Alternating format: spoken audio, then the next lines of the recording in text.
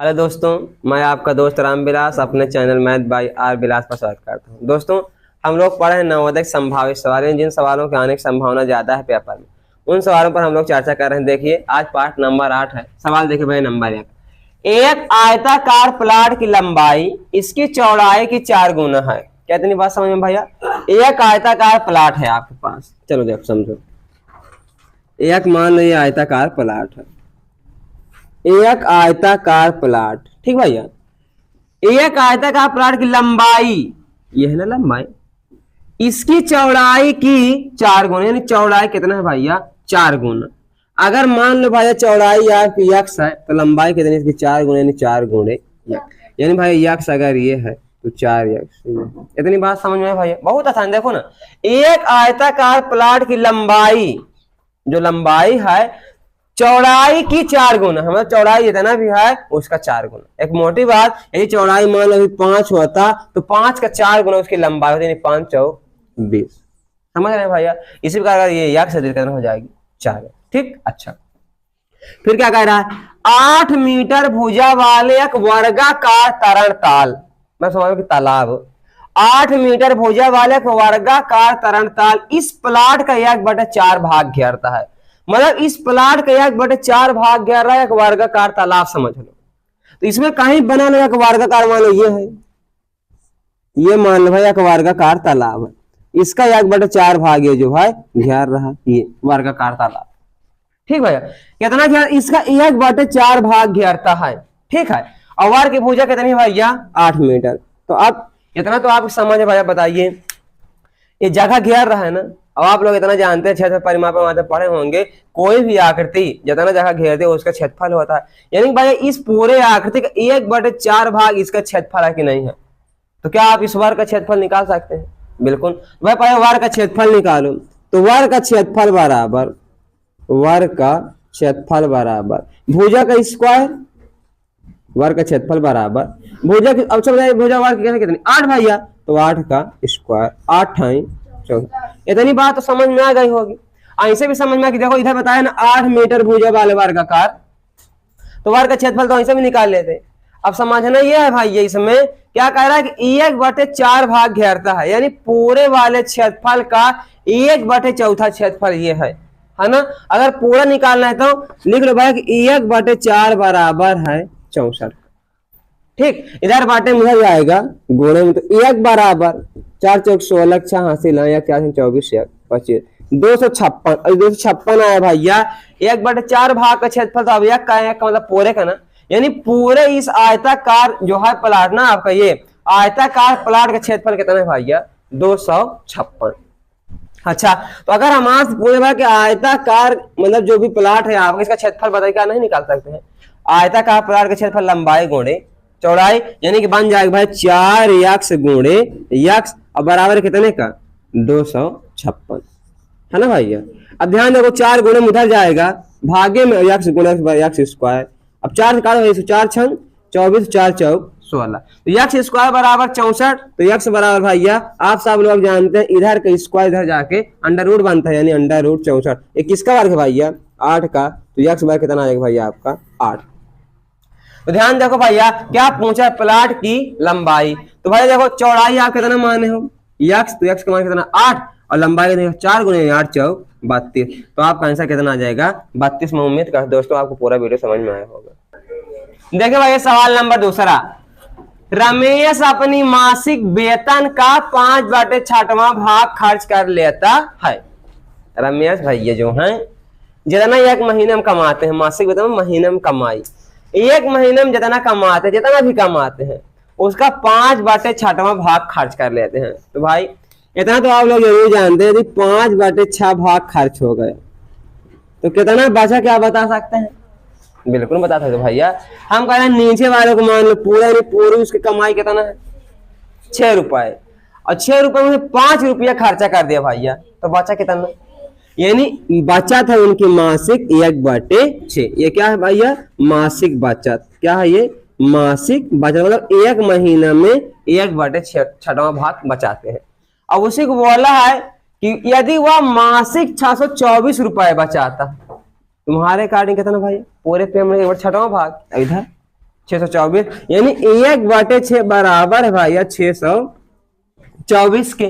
तो 1 बराबर पूरा बराबर, यानी 1 बराबर 624 गुणे 6। अब गुणा तो आपको आ रहा है भाई, 6 चौको 24 के हासिल आए 2, 6 2 नहीं 12, 12 2 14 के हासिल आए 6 6 36, यानी भाई उसकी जो पूरी कमाई है वो कितना है 3744 रुपये। तो आपका ऑप्शन हो जाएगा बी। मैं उम्मीद करता हूँ आपको समझ में आया होगा।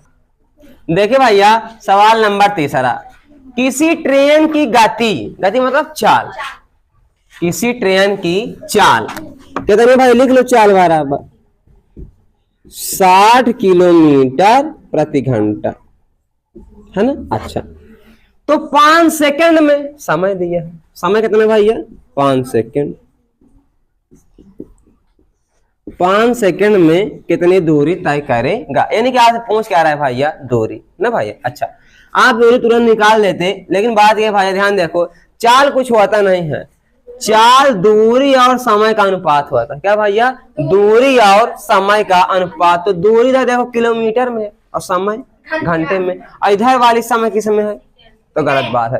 तो दोनों समय पहले भाई एक यूनिट में करो, मतलब चाहे घंटा में कर लो और चाहे सेकंड में कर लो। तो हम लोग इधर ऑप्शन देख रहे हैं, सारे ऑप्शन मीटर में है, इसका मतलब है कि किलोमीटर प्रति घंटा को और चेंज कर ले मीटर प्रति सेकंड में। और आप सब लोग जानते हैं किलोमीटर प्रति घंटा को मीटर प्रति सेकंड बदलने के लिए कितने से गुणा किया जाता है, 5/18 से। कितने भैया 5/18 से। ये अब जो 4 किलोमीटर प्रति घंटा में थी भैया, अब ये चेंज होकर आ गई है मीटर प्रति सेकंड में। अब इधर का समय भी सेकंड में है, इधर भी सेकंड में है, सेकंड सेकंड कट जाएगा, जो आंसर है किस में आएगा मीटर में, और सारे ऑप्शन आप किस में है मीटर में। तो अब भैया देख लो इसको काट भैया, 18 से 10 25 50/3। अब चाल मिल गई, समय मिल गई, क्या दूरी नहीं मिलेगी, मिल जाएगी। मैं दूरी बराबर फार्मूला होता है चाल गुणे समय। दूरी बराबर क्या होता है भैया, चाल गुणे समय, distance is equal to speed into time. अब भाई स्पीड यानी कि आप चाल कितनी भैया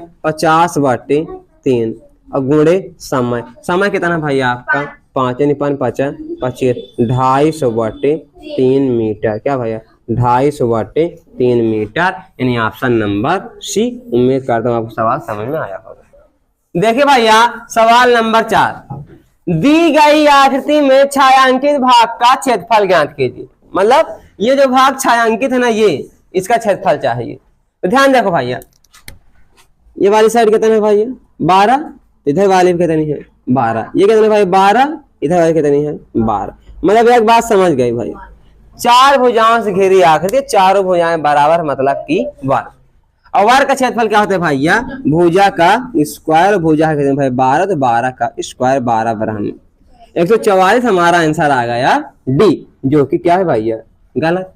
क्यों, क्योंकि भाई वो आप छायांकित भाग का क्षेत्रफल पूछ रहा है, इसमें इतना भाग जो छायांकित नहीं है, इसके मतलब पूरे भाग में से यदि इसको घटा दिया जाए छायांकित भाग का क्षेत्रफल मिल जाए तो निकाल लेते हैं। ध्यान देखो भैया, ये भाई लंबाई तो खुद देख कितनी है 4, अब इसके बारे में नहीं बताया है तो भाई समझ जाओ ये पूरा कितना है 12। देखो ना पूरा कितना है भैया 12 में सीधा देखो 3 कट गया, 12 में 3 गया 9, इधर 5 कट गया भाई 9 में 5 गया, यानी इधर बचा कितना, यानी ये वाली हार भी 4 है। तो भाई फिर से वही वाली बात, 4 भुजाओं से घिरी आकृति जिसकी चारों भुजाएं बराबर 4 ये 4, यानी वर्ग, वर्ग का क्षेत्रफल भुजा स्क्वायर, यानी 4 4 16 घटा दो भैया, 14 में 6 गया 8, 3 में से 1 गया 2 128, यानी भैया जो छायांकित भाग का क्षेत्रफल है वो कितना आ जाएगा 128 वर्ग सेंटीमीटर, यानी ऑप्शन नंबर सी।